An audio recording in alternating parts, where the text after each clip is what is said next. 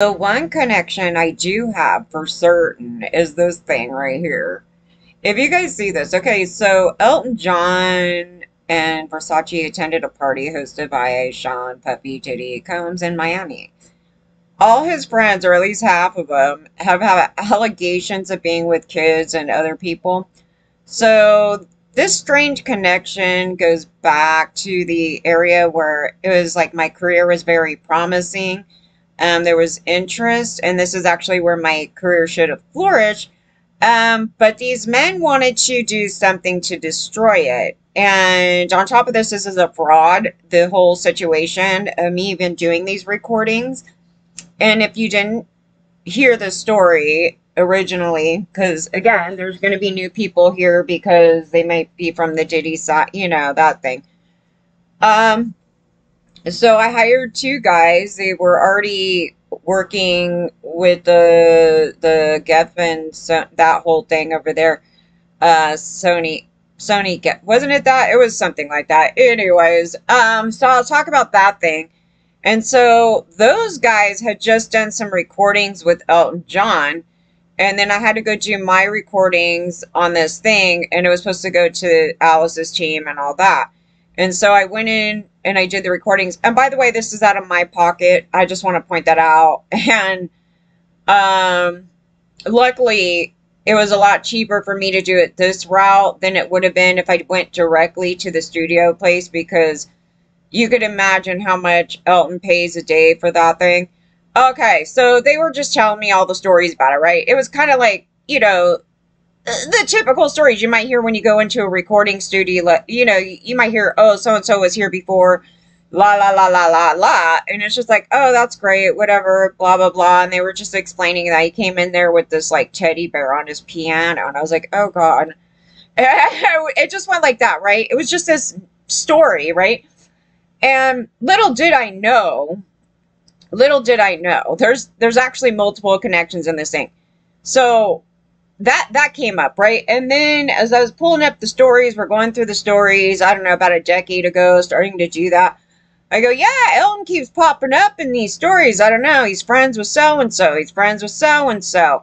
So who else he was friends with was Paul Rubens, and he got in trouble with child porn, I guess while they were hanging out or something. It was this crazy thing. And so I talked about this in 2001. I go, oh, yeah, that dude actually hired my perpetrator, who's also a child predator, to be his, I guess, his right-hand man when they were doing Pee-wee's Big Adventure. And I was trying to think, I was debating, should I try to go to him to see if he has any information on this guy, not thinking that he's, you know, doing any of that. And little did I was just like, within that month or the next month, he gets arrested for the child stuff. And I was like, oh no. Oh, he wouldn't have helped me out at all. And so I already knew the story there. And my perpetrator was already talking about him. It was a whole thing. Why is he talking to me about him in a movie theater when I'm a kid? Yeah, there's another thing to that. So yeah, so they knew each other for, now I don't know if they hung out in this span of time. I know he brought it up when we first met. Yeah, Pee-wee something, this thing, it's all bullshit. Like something, something, something, right? And basically all the men that pass that off as nothing are all the ones with allegations, okay? They're like, we think it's totally fine to go out in a public place and start playing with themselves. I'm like, yeah, this thing right here is a grooming, because they got it to where I thought, oh, you know, minimize it. It's like, yeah, I guess, you know, I mean, yeah, I mean, this is me as a kid. So, yeah, so this came around. So there's connection one. And the minute I started talking about Paul Rubens, I started getting targeted by their side. And I'm like, that's crazy. I didn't even think he had like all these hardcore, like somebody would defend that. It was really strange.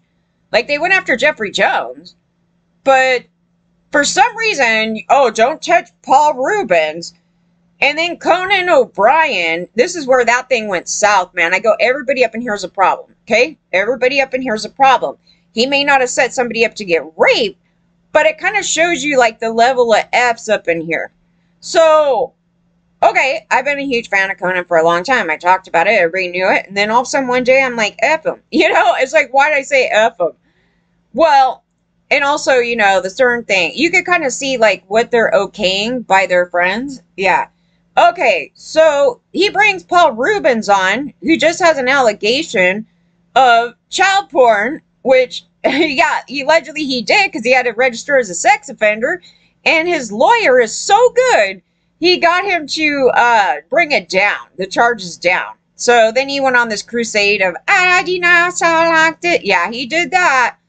So then Conan brings him on and does this segment with Paul Rubens, kids in wigs. So Conan O'Brien thinks that's funny. I mean, can you explain this to me? Because this is where it just went completely south. Because it's like, you're making fun of children getting, like, with these adults. Like, why would you do it? Just why would you do it? There was no words for that thing. So I was like, they're all gone. Those people over there, we already know they're all problematic. Then, in 1999, the account here is called 1999, and I was just like, it's like on point. If you see Elton John here, right? He is on her more than Drew Barrymore has ever been on anybody. And I'm like, do you think a person like that is going to have a problem with some man going up on a kid like that? He's not going to have a problem with it. That's going to be his normal because that's what he does. And again, we could refer back to the Rose thing when she's talking about men putting their hands on the knee. Do you guys understand? In the human trafficking ring, these men were doing this, and this was seen as the safe zone. So we got groomed so much into this right here that it was like, oh man, this is nothing. I mean, as long as the guy's not raping me up in here, you know what I mean? So it went into this, and I had to reevaluate like what's going on here. So no, I was wrong in minimizing that. So I was talking about that. I brought that up multiple times, actually. So, yeah, because then I would see something like this, and I go, what? That's how, no. Because that's what they're doing, right? And then you don't want it happening everywhere else, So they started off doing stuff like this, and then the next thing you know, the guy would put his hands right down where you don't want it. And, no, Elton's a major problem. So Elton comes back up again in this thing where, with the Kevin Spacey thing too, right? So all of a sudden he's like, he wasn't at that party. And I'm sitting here going, oh no, we know that he did this stuff. Like we do. We all know. I mean, I think most people know that he did that stuff. So it was like one of a couple things here. It was either the victim got the party date wrong, which is very possible. That is absolutely possible. Or you got some dudes up in here covering up for them. Apparently, Kevin was at these parties too, or at least around Diddy at a time too, as well. So was Andy Dick and a bunch of other people up in here. That's the group of people that I know about. And another person. I'm like, and another person, this main other person. So, when I was with the camp, Alice hired a keyboard player, and I've talked about him. I'm going to be dead set on, I'm going to be really honest here, and it's not because I'm bitter or anything of any nature of that. I wasn't attracted to the guy. The guy literally came up to me and asked me for a date, and I didn't even know who he was. And I just said, oh, okay, because that's just, I don't know. For whatever reason, I didn't think anything. I thought it was just a harmless thing. Like, why don't we just go on a date? Like, if the worst thing is I don't like the guy.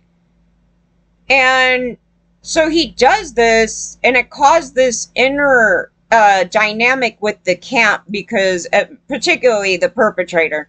So he's getting jealous, pissed off. I just done the recordings, right, at the Elton studio. I was like, it's actually cello. The cello John studio. Okay, so I did these recordings, and there's another person in here that's problematic. Some of the people that worked on his thing. But I will keep that for another day, because it's a little complex, that story right there. Okay, so this right here caused, yeah, so there's a bunch of men in this, you guys, and they're all trying to get up on me. Like, that's so crazy. They sat there and tried to compare me to Cindy Crawford. I go, well, they're treating me like a Cindy Crawford because they're all trying to get up on me. It's not me trying to date them. That's the crazy thing about it. I go, the people that I want to date don't want to date me. I was like, that's actually the truth of it. So I go desperate. I'm like, all right, let me go. All right. No, I mean, really, honestly, like the people that I like just tend to not, they're not the ones asking me on a date. So these other guys are up here trying to like prey on me and stuff. And so this thing happened. And then the date gets ruined because of the perpetrator, but the other guy set it up because he's trying to get back at that guy. We know that's the download. We know that that's what's going on there.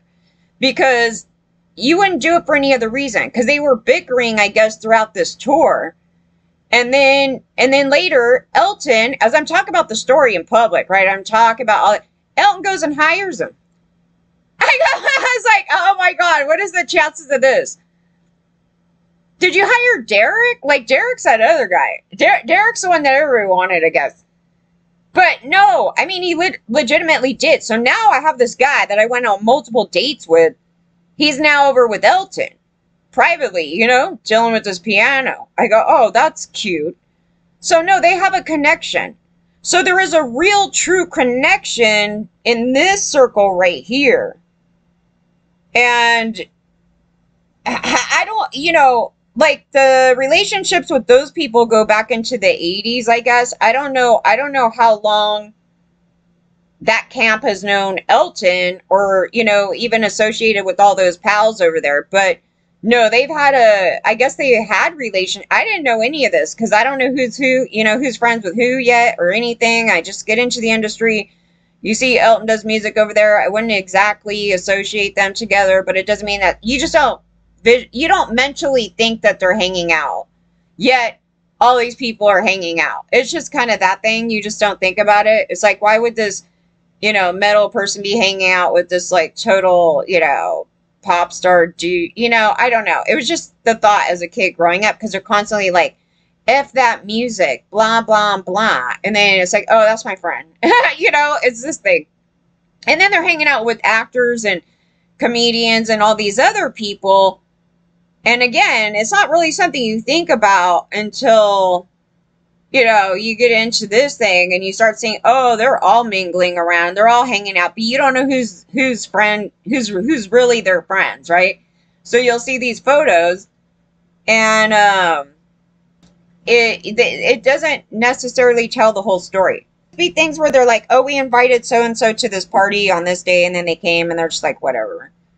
I mean, do I think that Donatella is like all up in here? I mean, you know, who knows? But I don't think so. I think it's just one of those things like all these people come, and then in the lot of this, there's those bad people in the mix of this whole thing. But to tell me that those people don't know about it, I mean, at least the knowledge of those things, because everybody's going to talk. Everybody's going to talk. Everybody be talking up in here. They be telling me stories about Alyssa Milano from far away. They be you know what I mean? There's a telephone here, you guys. And when the stories pass on, they could get worse and worse and worse as they're going. But there's been very credible information that was, you know, being thrown around. And, you know, there's just certain people that it didn't pass me, you know, like the Weinstein thing, even though I was on the set. But the conduct, yeah. The conduct, yeah. In fact, I was showing somebody else the other night. I go, would you have thought of Molly Ringwald on this movie? I mean, let's just say you weren't even brought up you didn't bring up her name. You probably wouldn't have thought it. But the minute that you heard it, then you'll see it. And they had a conflict, I guess. And I believe that was the deep down, low, evil, vindictive thing to do, is use another woman to piss off the other woman. I think that's exactly what happened there. And I feel bad because I didn't know the Angelina part. And I kept talking about this comment, which she might have understood the comment. I didn't. I go, I still don't get it. I go, I haven't even heard Molly Ringwald's name in like 8 years or something. It was the weirdest thing. I go, I don't get the comment, but they said this. And I'm like, I don't get it. Like, I just didn't get it. There was a deep down vindictive thing there. That definitely had to have happened. Because then when you heard Molly's version, then you put the story together. And I couldn't have put the story together unless I knew all that. And I didn't. So, these people are so vile. They're evil and they weaponize women against each other. Like, that was, I mean, that would be like me being famous and then all of a sudden, and in fact, this camp here, the Alice camp, was kind of trying to play this little game here. Because they're like, oh, you know that one band? I don't know, some new female artist and whatever. And she was kind of, I wouldn't say her music was similar to me, but she was maybe similar looking. You wouldn't mistaken her for me, but the similar thing going on. And they were kind of like, oh yeah. And then they did that. That's how they would talk to me. It's a game. It's like a mental game to make you feel like, to put you on your tiptoes, right? And I was like, I don't know. I actually like them. You know, I was like, I like the, like, so it didn't, you know what's happening, but it didn't, it was like, F you, I don't even care. Like, I mean, and then also I don't know them. So, but it's a way to get it where women will get mad and jealous and go after them. But luckily, I'm not that person. I'm not that type of person. It's like, I'm going to get pissed off at the guy. I'm going to get pissed off at the right person.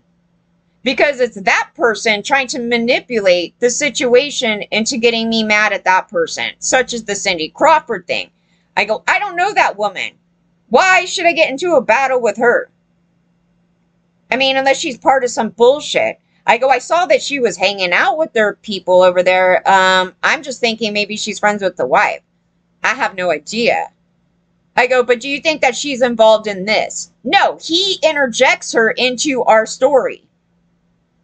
So it's supposed to get me, like his attempt, I'm going to say it like this. It's his attempt to get me to get pissed off and jealous and mad at Cindy.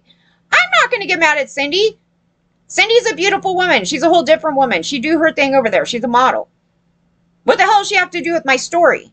That's what I'm saying. I go, I don't think people get this. It's so crazy. I go, why is he bringing Cindy into our story?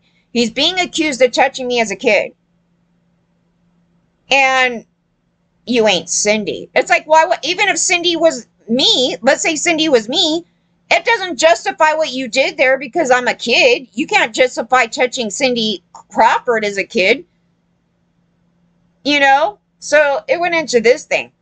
So the whole thing here is, it's not that these guys don't know what's happening. They do. And they want to shut it down. And they have such big egos. Elton has like a horrible past. Okay? Like really bad. And they're going to do whatever they can to keep up their perfect image that they have. You know? Now, I don't know if he's on any video doing anything terrible, but these pictures are gross. But I don't know if he did anything like that. It's very possible in the early days because there's actually stories of him being blitzed out of his mind. And in fact, in the album that I have, it just shows him with the drink. Like, but it's not showing him doing anything crazy, but he had a problem. And so I can't tell you guys. I just know that they've been up here protecting their predator pals, and that's it. So it's been multiple ones. It wasn't just Kevin. You're talking about Paul Rubens and all these people, and they were all hanging out with Elton. And I was like, yeah. I go, I think, you know, where there's a little smoke, there's some fire. And you cannot tell me you don't know. Because if I'm telling you, some guy touched me, your first instinct shouldn't be go target the victim. It means that you know. So you're taking it into your own hands to act out in this way. That's these people. They're dirt. They're dirt. And I'm sure there's a tank of dirt in here. Like beyond, you know, the group of people that I know. Or at least know through the extension of the perpetrators. Okay? They're related in this conduct. So, and it just happens to be Kevin's in this circle of people right here. I go, that's great. Because I do know that circle. Like, that's great. I was like, yeah, Kevin's probably hiding underneath the couch, and they're gonna go, oh, he's not in the picture, you guys. He's actually in a back room with a kid. You know, like something like that. There's a lot to that. But yeah, it's very possible that the victim got the date wrong. I initially, when I was talking about the story, I mixed up the date that we met. I don't even know how, because I knew it was 2 weeks after another rape. And for some reason, I was like, October. And I was like, I don't know. I said October because I came out for my other boyfriend when I came out to do some further stuff for the team over there. Because I think that actually could have been the time I was looking to do the photo shoot. I don't exactly know the order of that thing, because I came out, found a magazine, and they said they were going to show up on this other thing the day before our meeting. And then I was like, oh, that's weird. He didn't even tell me about that. It was like this whole weird thing to it. So I go out there, and the paparazzi get me. And then the next day, I didn't even know they were. It was so weird. I mean, I knew the people were taking photos of them, but I wasn't thinking, oh, they got photos of me. And I took photos there too. So then the next day, I believe it was, then I went to meet them, and then all that bad stuff happened. But in the mix of that, they wanted me to go do recordings and all these other shit. So then I go home, and I had already met this guy, and it was somewhere in this mix of things. And he was the one that was 19, and I was talking about him, that I still talked to for a while after that. And I came out to go meet up with them. And in that thing right there, I think that I actually could have done the photo shoot during that time too. So I don't know, but either the first time or the last time. But I don't know why I would have done it the first visit. It may have been on that visit, and it may have been why I got it confused just mentally. It was so weird. But yes, that can happen. I'm just letting you guys know. Just because a victim may have screwed up on something like that doesn't mean their story's not true. I had to go back and explain this. I was like, oh, yeah, okay, so we have this other guy. We have this other guy. And, yeah, that. And then I said he was hanging out with kids, and I was all pissed. Yeah, so every person in here is a problem. And mostly the men. And how they treat women. It's like, what is this? What is this? I think it's funny because she's like kind of like to the side. Like, you know that thing when guys get too close and you just have this body language. You don't say anything and you just kind of you kind of move. Drew Barrymore is going to think I hate her or something because I keep using her as an example. It's like she is, I mean, just be used as an example because that's what you do. But just because she doesn't get it, because she thinks about herself about it. I'm just doing this because I love everybody. It's like, no, everybody uncomfortable to be like, get away. You're making other people uncomfortable. So I don't think she's trying to rape everybody. I'm just saying that thing right there. But these men have notoriously been doing that, and then they go in for the kill. And it's like that's like their way to do the next step.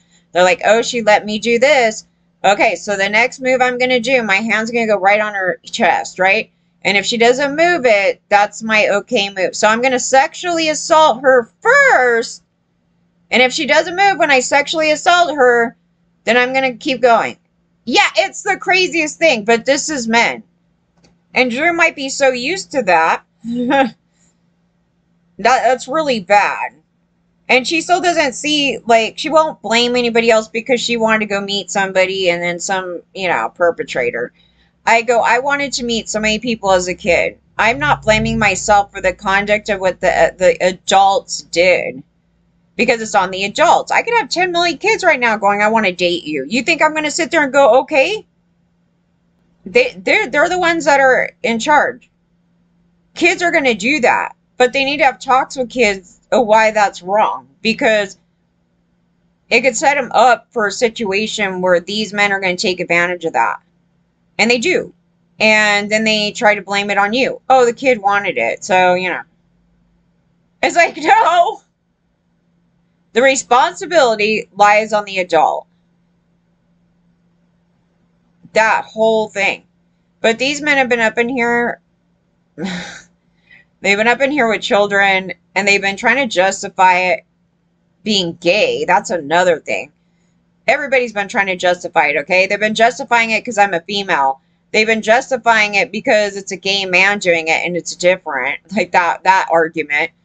The thing with Russell Brand pissed me off pretty bad because it's talking about the mentality of how he views women as Sean Diddy Combs is hitting on him. Like, or at least not hitting on him, but like forcing himself to take him to Vegas and making him like his chore boy, right? What did he say? So this is a thing that makes him just gross. I mean, he's just gross. But he's like, I'm not going to be Diddy's bitch. And I'm like, excuse me? Like, there's this expectation, because what happened here?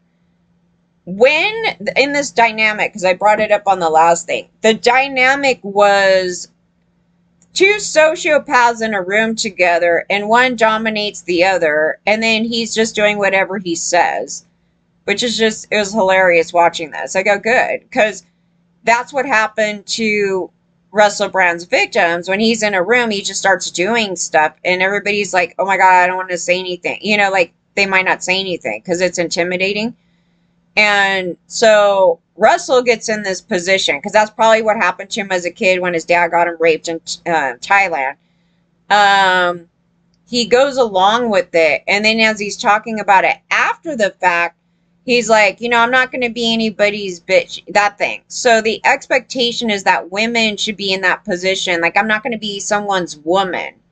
Like, that's what he was kind of saying there. And not kind of, but that's exactly what he was saying. Like, oh, we're supposed to be the ones where we're submissive to the man. So there's this mindset right there, right there, right there. And I go, oh no, honey, that's you. You're the one that wants to be his chore boy. So that was your choice. So I don't know.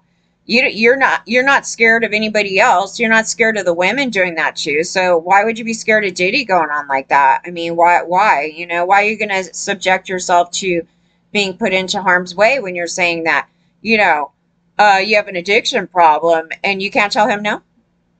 Yeah, I mean, it's this thing. So I have no idea what he did on the rest of that trip, but is it possible he could become Diddy's victim in it? Sure. Sure.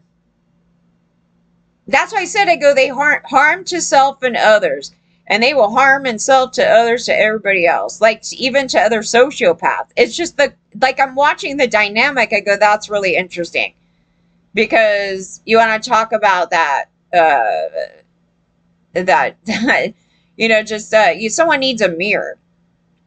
Because that's the action right there that he's doing to other people. And then he finds a perpetrator that's more of a perpetrator than he is. And then that guy dominates him and tells him what to do. And he's like, okay. Yeah. And then tries to put that with women.